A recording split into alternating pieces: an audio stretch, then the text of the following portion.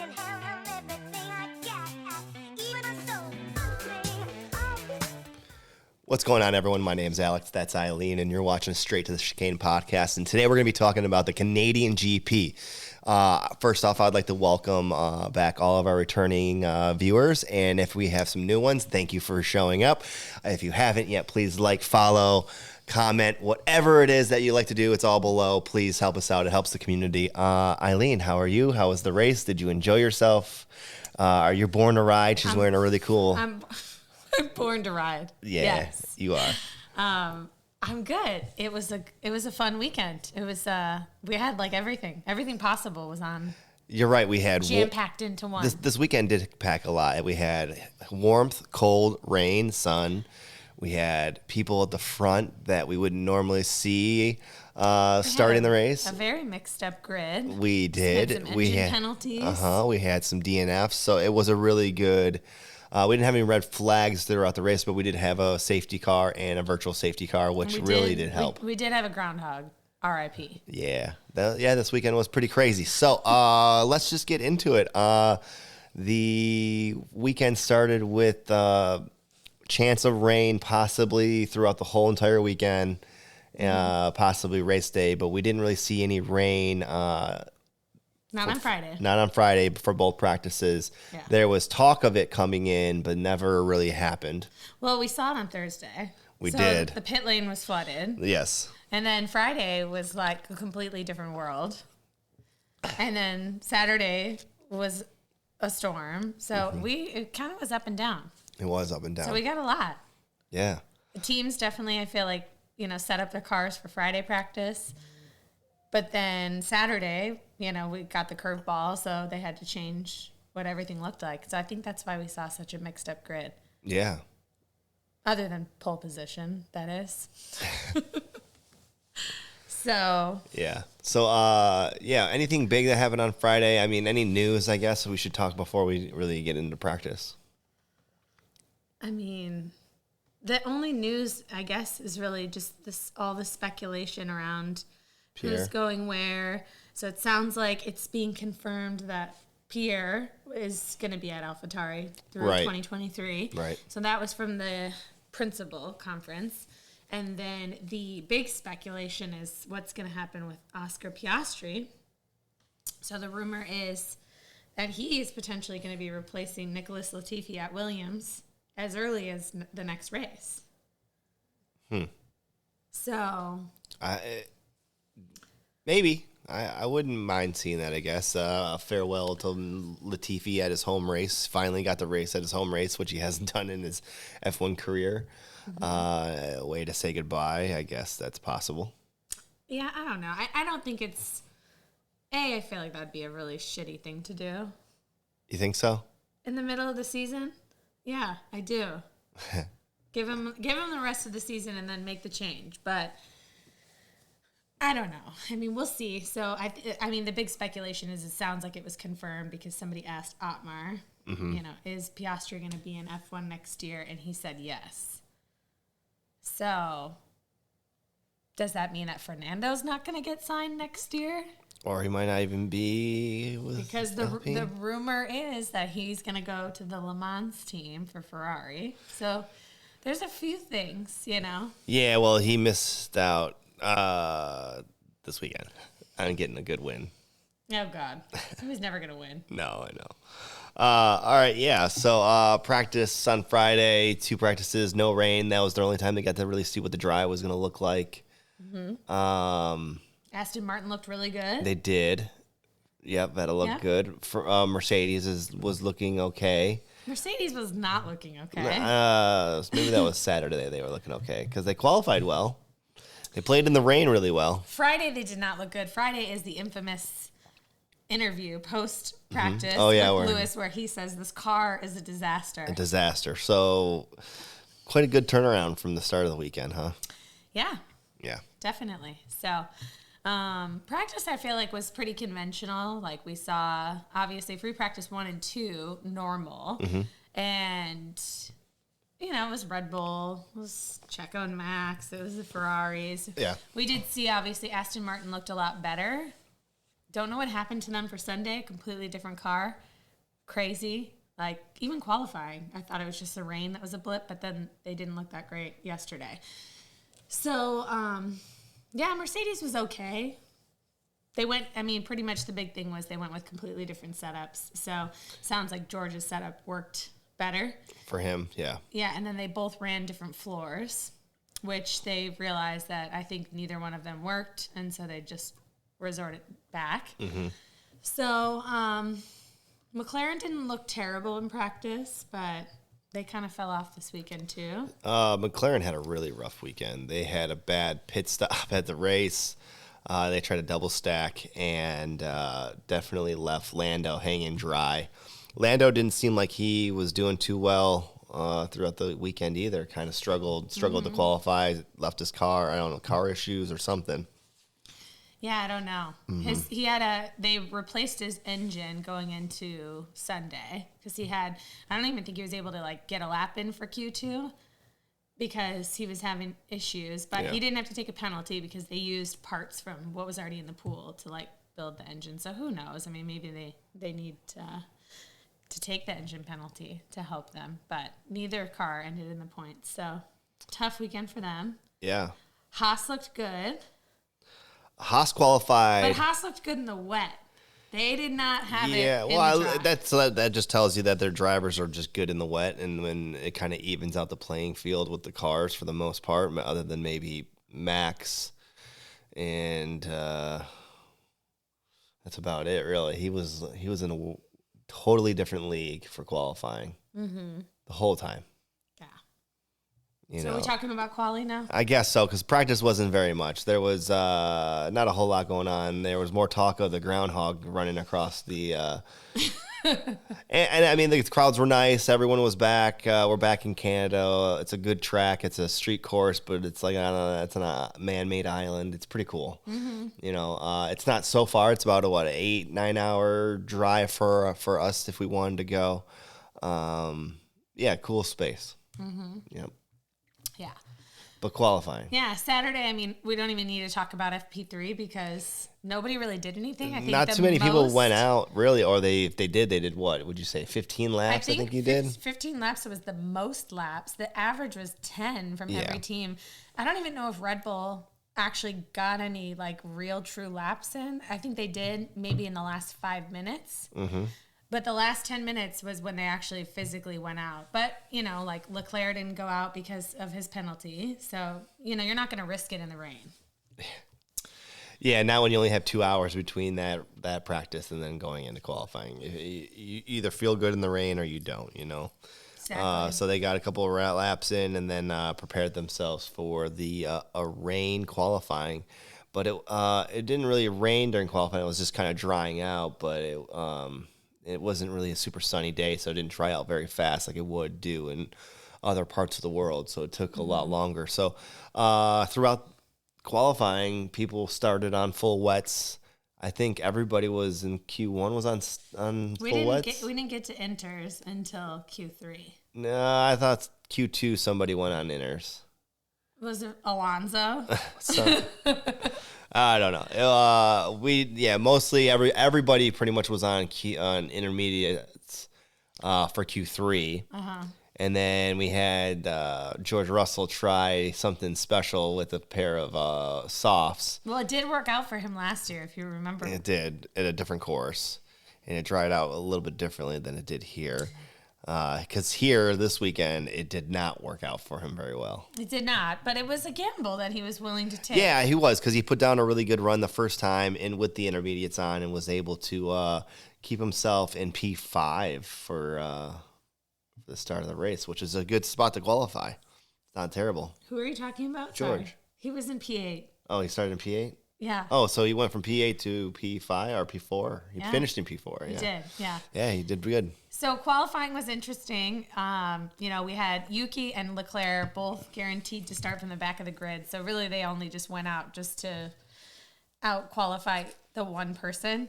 Yuki didn't actually get a lap in, so he was out in Q1. We saw our normal people. Latifi was out. We saw the two Aston Martins. And then who was the fifth? Because it wasn't Leclerc. It was Lando. No. I'm Pretty sure it was. He dropped out at the end. Yeah, I don't know. I'm not. I think he was out in Q2 because Ricardo was in the top 10. But anyways, I don't know why I'm like, because Albon got through, so he was in Q2. Yeah, Albon did a pretty good.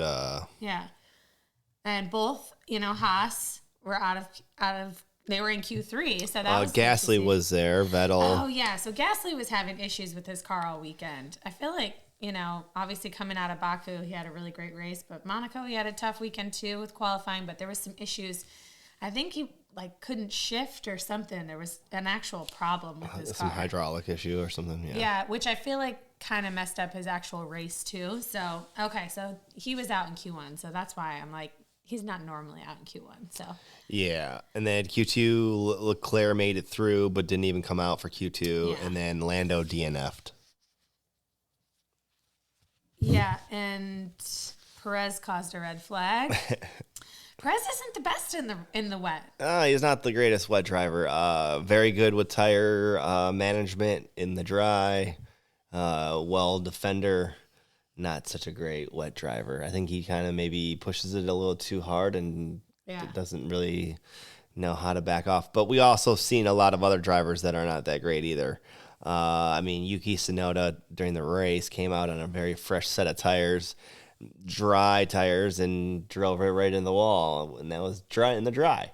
You think that was a plan by Red Bull for Max to be able to catch? No, because it caused the yellow flag and then caused the safety car, which caused everybody to bunch back up, which then caused the last 15, 16 laps of the race. If you ask Carlos, he said that he had the pace, and he doesn't think if there wouldn't have been a safety car, Max would have been able to catch him. Maybe. Depends on who you're talking to, I guess. But yes, that was very unusual. Not even wet circumstances, but just really just drove straight into the wall. Definitely was a rookie move for sure. Yeah, I think people are calling for not being a rookie. People are calling him. I think he was rated a 3 out of 10 for the race. That he had the worst weekend. He took that engine penalty. Hopefully, there's no major damage. He did hit the barrier pretty hard. That's why that was our only safety car too of the day. It was. We did have a virtual safety car earlier too. We had 2, yeah. So yeah. But anyway, so yeah, Q2, Perez was out. We saw him in the jungle. He was in Jurassic Park, taking a little journey through. Needed a machete. Apparently, he refused to take the ride on the back of a scooter because we saw Yuki got a ride, and the announcer said that he did not want a ride. He waved him off. So he preferred the walk. He needed the alone time. Yeah, it was a pretty far walk too, actually. Yeah, it was a journey. It's been memed worthy content of the week of qualifying. So Perez was out, Bottas was out. We saw him get out qualified for the second week in a row by his teammates. So rookie Guan Yu Zhou was in Q3. Yeah, and finished in the points too. So had a good weekend. Finished 8th. Yeah, that's pretty good. Yeah, no. So he was super excited. Obviously, we saw he was having a really good race last weekend, and then his Ferrari engine decided to have a problem. So feeling bad for some of these rookie younger generation drivers that just their engines like Mick. How do we get this guy points? Yeah, I don't know. Mick has probably the best qualifying he's ever had in F1. Well, definitely the best qualifying he's had in F1. Qualifying 5th? 6th, thank you. Qualifying 6th, which was pretty epic. Yeah, both Haas's were 5th and 6th. That's right. He was going to be in the points. Probably could have stayed in the points. Didn't have the greatest start for the Canadian GP this week. He kind of was a little slow at the line, got passed right away, and then was fighting for a little bit right there. I forget who he was fighting. But then, kind of fell back short, and then, just had a rough... Well, he was in the points. He was, and he probably could have stayed in the points. And you're right. What does he got to do? You know what I mean? Because he had a really good qualifying, started great.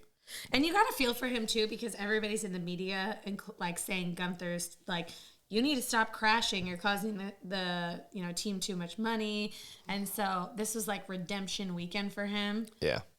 Qualifying 6th, running in the points, having a great race, and then his engine dies. So I don't know. You got to feel for him.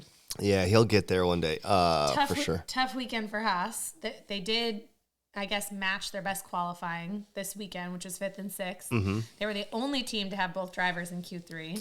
Yeah, that's because typically we would see Red Bull and Ferrari up there. Typically we would, but yeah, kudos to them. But then their finishing was P17 in a DNF. So tough weekend for them. But yeah, so qualifying, Max was in a league of his own. I feel like he was 1.5 seconds ahead of like literally everybody in Q1, Q2, Q3.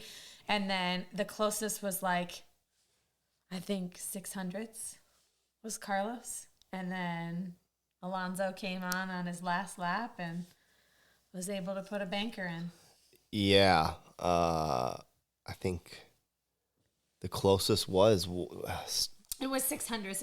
It was Alonso. Yeah. And then I think Carlos was 700s. So Alonso, he's one of the probably the most skilled veterans out there in the field, age-wise. And, he definitely knows how to drive in the wet and definitely put down a really good run. But still being, over a half a second slower? Yeah, over a half a second. Man, it's, typically we see the top 10. I've said this before in other podcasts. The top 10's all within like a second. Yeah. And we were seeing between first and second, in some cases throughout the weekend, it was a second. Over a second, too. Now, if George would have just got through turn 1 on those slicks, he would have been on pole. I don't know. That turn 1 was pretty gnarly for qualifying. It was wet. It was soaking wet. There was definitely some standing water. But he even said, he was like, listen, if I could have just made it to that opening turn, it was a risk, high reward. Did not pay off. Nope. He's being criticized. Like, it was okay for him to do at Williams, but it's not okay for him to do at Mercedes. I would just, let them talk, right? Yeah, I would disagree too, because at the end of the day, he's not like the gamble he took wasn't going to affect where he stood in the Drivers' Championship. No. And they did end up having some pretty solid paced Mercedes this weekend, and he did a great job. And he still finished P4 for the race. He still finished within the top 5 in all of his races this year. He's still the leading driver. Yeah. So... Yeah, so I don't know. I thought we were waiting for it. The announcers were calling, who's going to go to Slicks? Who's going to go to Slicks? So, we saw him in the pits and we were like, oh my God, what's happening? So, yeah, it was good qualifying. It was Alonso's, first time on the front row since like 2012. Yep. Yeah. 2012. Like 1,300 days or something. So crazy. It was in some cases, some of these drivers weren't even racing yet. Yeah, like I think most of the entire grid wasn't racing. No, not the most entire grid. Well, okay, Lewis. Okay, he was racing Vettel. F1. Vettel was racing F1. Yeah. Daniel Ricciardo was probably in one of the junior leagues. There was a couple of people that were probably still in the junior leagues. Bottas was probably in a junior league. Yeah. Yeah, that's probably it. Okay, so yeah, qualifying was interesting. Pierre, maybe. We saw, obviously, a little bit of a mixed up grid. So coming into the race, we were super excited. Alonso was talking the talk. He was going to put it to Max in turn 1. He said he was going to get it down turn 1. And he was going to overtake him. Which would have been kind of exciting to see. It's something that he could do. It has done. His car's fast in the straights. It's possible if he would have had a really good start. However, he didn't have a good start. And what I'll say is, the Alpine is fast, but I feel like it's not very reliable. It has some reliability issues for sure. And I don't know if it's just his, but like his engine's blown. Did he already take a penalty? I'm pretty sure he did. Yeah, he did. He already took an engine penalty, I think in Spain, like forever ago.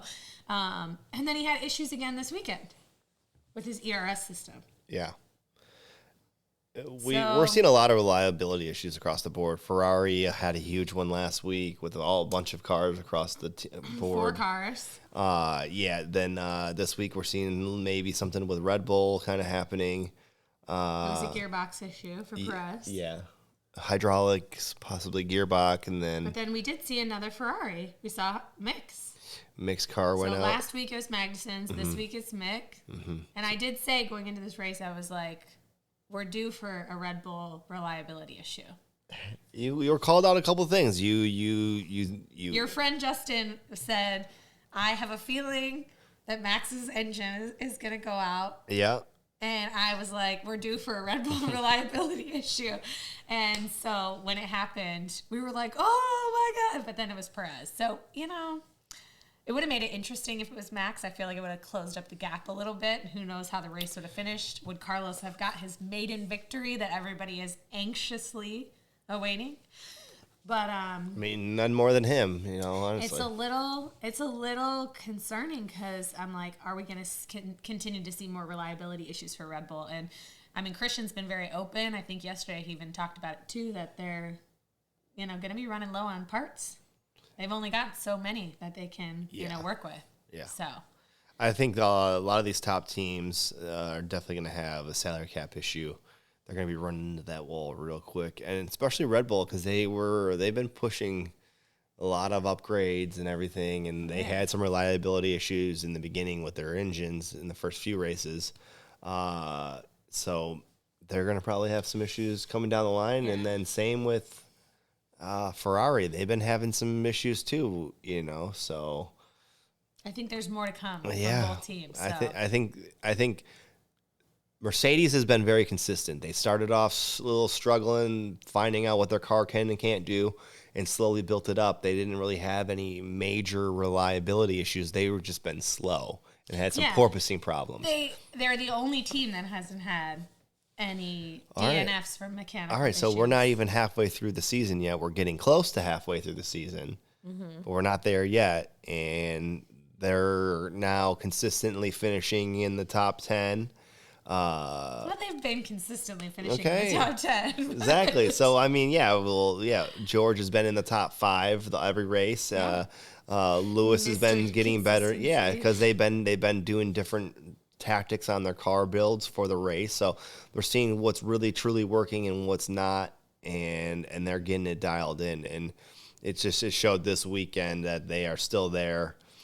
They're back, I would say, in the mix. I'm not going to say they're back yet. I would say they're back in the mix. They're consistently, they're very consistent. This was a good weekend for Mercedes.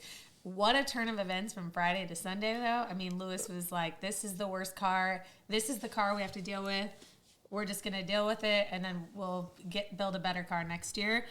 And then qualifies well, has a great race, was literally on target, like lap time-wise, during the race with the leaders. Yeah.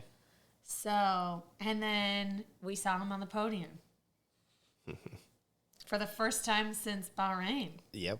So it was a good feeling to see him back up there. I feel like he was happier than he was last year when he would win a race sometimes. So just the feeling of that, of how hard I'm sure they're working and all the changes that they're going through and just, the frustrations. And then, of course, social media trying to say that, Mercedes is over.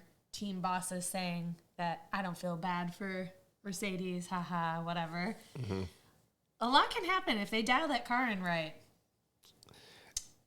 We shall see. And, this course is high speed, high braking, but yet was very consistent on pace time with Red Bull and Ferrari. Like you said, was able to stay up there with them, which was great to see, and that's why they're still third in the Constructors' Cup. They're not far away from possibly taking over second. They got, looks like 40, 50 some odd points difference. Red Bull's kind of running away with it with over 300 points though right now. They got a lot to do to come back to get there, but again, we're not even halfway through the season. Yeah, a lot can change. A lot can change. So. Yes. So what else?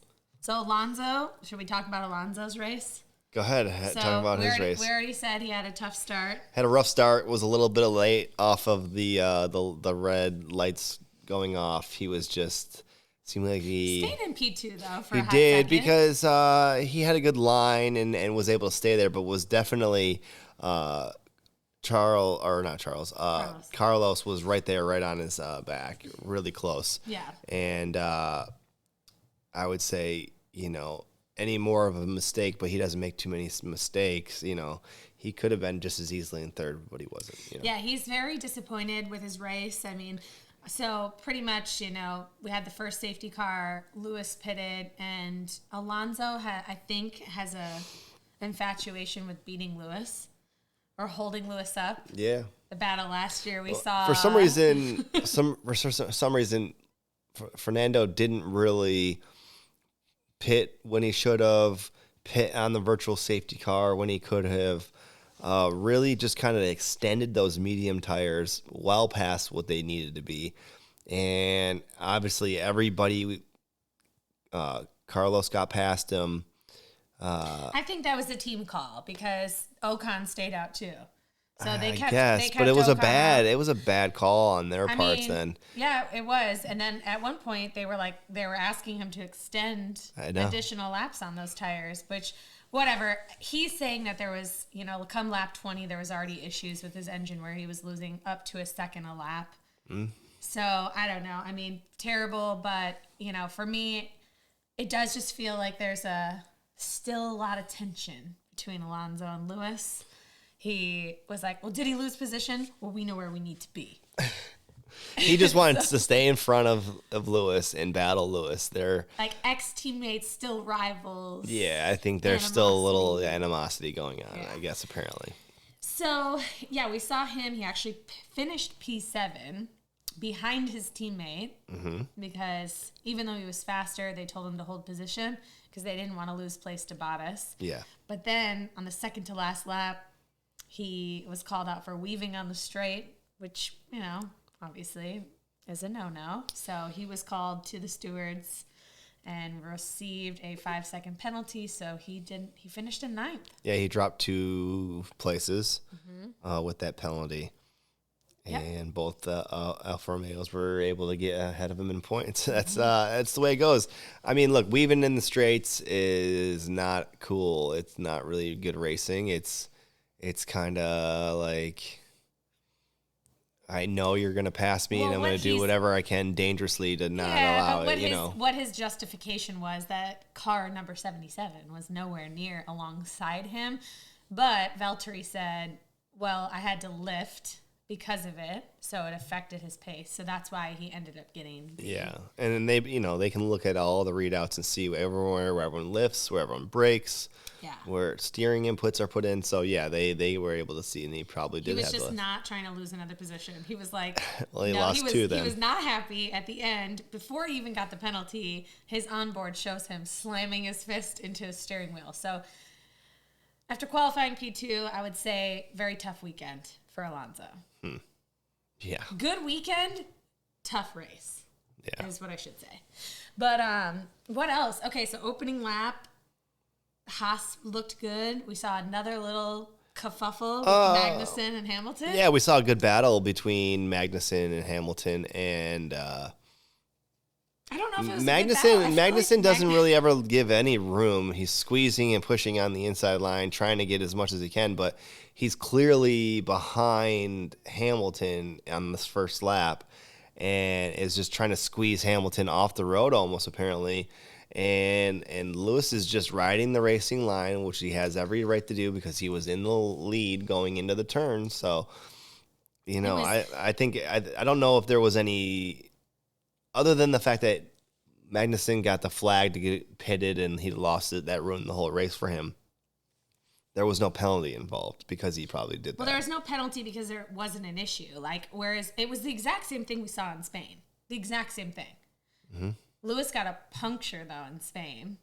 So Lewis we don't know how he didn't get any damage to his car. Yeah, but, I got lucky. It was the same thing. It was a wing issue, but Magnussen did go off the track. So it was, this time it was just like just a small amount of contact, and it affected, Magnussen where he hit.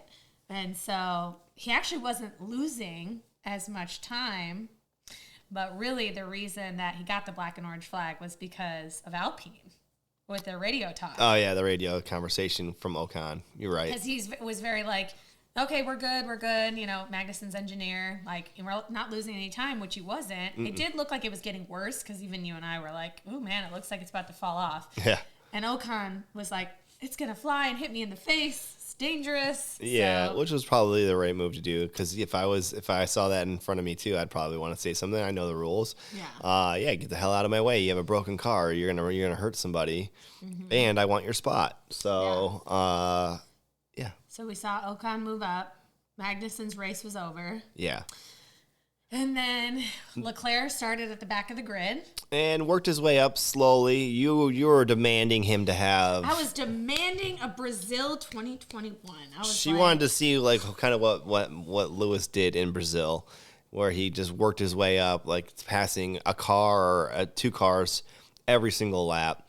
Which Brazil is a different type of course and track, where it's a very doable to do a car passing like that. Which they say the Canadian GP is also a good passing course too. So maybe, I understand where you're coming from. But he got up there to about P14, P13 pretty quickly.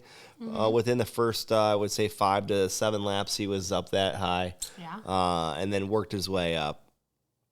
I mean, he finished pretty good. He did. Yeah, he finished in the points, top 5. He finished good. I think that they kept him. So he started on hards. He did. So he had a longer stint, like some other drivers did, like Stroll, Bottas. And then obviously the people that chose not to pit under the first virtual safety car. That's why they were able to get a little bit more traction. But for Leclerc, Ferrari's already fast. I did expect to see a lot more overtaking and a lot quicker, but he got stuck. And then I'm like, when is Ferrari going to pit him? It felt kind of like Alonso. Alonso was out, Leclerc was out. They were out for so long. So he was stuck behind Ocon for ever. Literally Ocon, he defended like a lion. So Ocon was able to keep Leclerc behind for, it felt like over 10 laps. He would be within a second. He got to a point where he was 0.3 behind, still wasn't able to overtake him.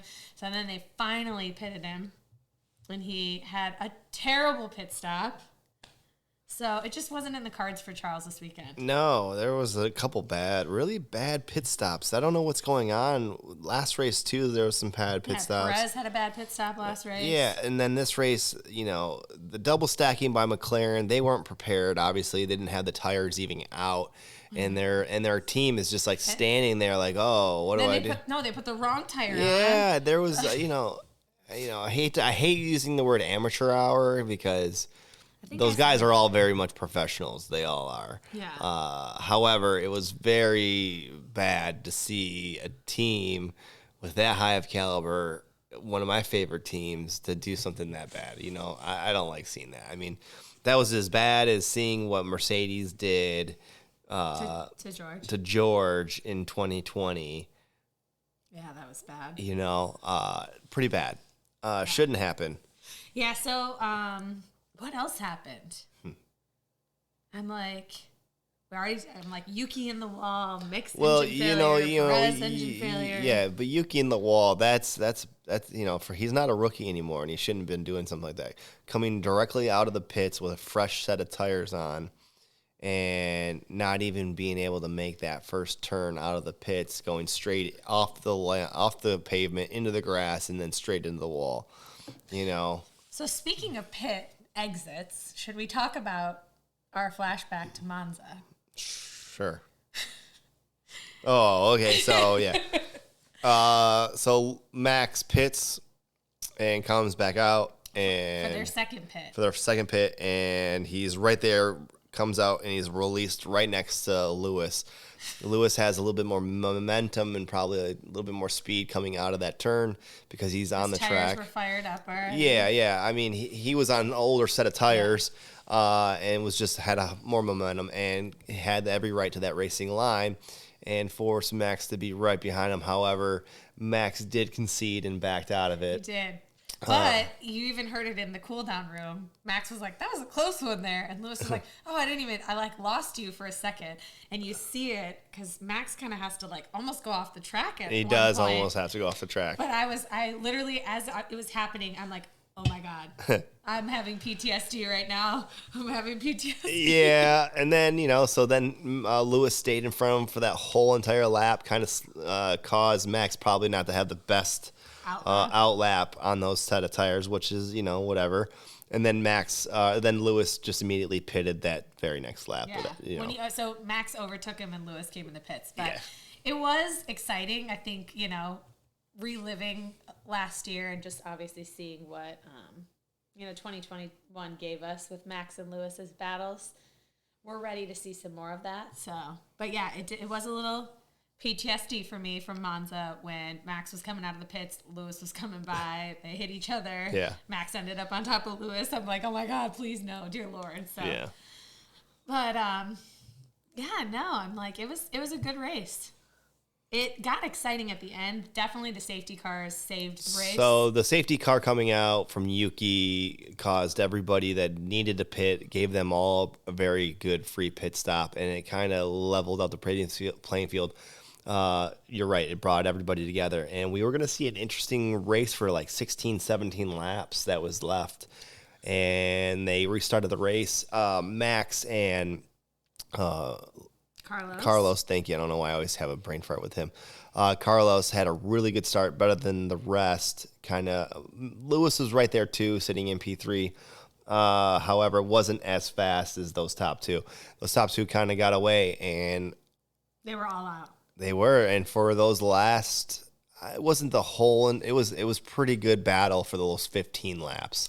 There was a few moments where it felt like something would happen. Yeah. But Max needed to make a mistake, and he did not. Max did not make a single mistake. He was right on every move. Once he saw exactly how Carlos was going to do the battling, because there's certain areas where, if you save the energy from the battery and then push with that extra juice in certain spots, he got really close. He was, a quarter of a second, 0.3 of a second, really, really close. Got DRS. DRS, and was definitely, close. Just that the Red Bull car is fast in the straights, pretty quick in the turns. Just really a well-performing car right now.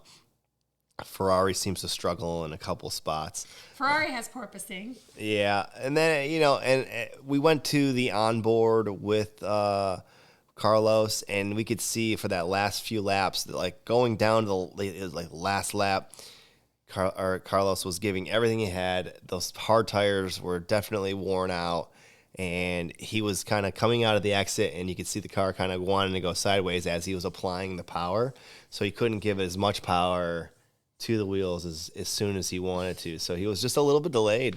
And that kind of caused him not to be able to pass Max. And Max just kept it in the right spot the whole time. Yeah. But a better weekend from Carlos. So he's had the last couple races have been tough. So good to see him. This is his second place finish. So we're still waiting for the maiden win.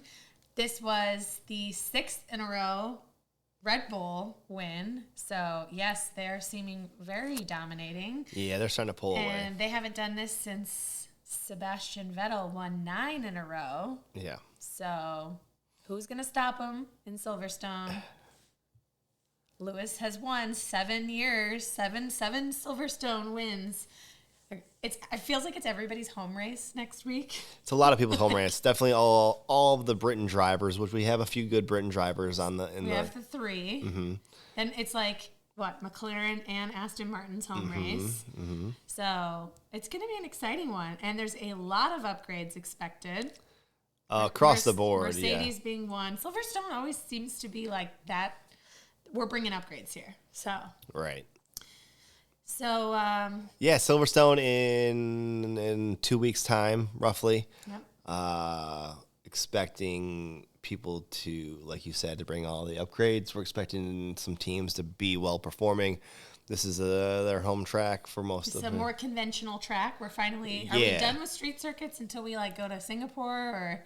I think we got another one coming up sometime, but yeah, maybe it is Singapore actually. Yeah. But yeah, we're on some racetracks now, and we're on a really good racetrack here coming up. So racer of the day from F1 was Charles. Charles, yes. Who was your racer of the day? My driver of the day was Ocon. You like Ocon? I like Ocon, but I also think that he played a very pivotal role in the outcome of the race today. And I think it was impressive how he was able to keep Leclerc behind for, 10 laps. Yeah. Yeah, it was all right. So mine was probably mine was Lewis. Just well performed. You bet against him at the beginning of the day. How dare you? I know. Definitely showed good form.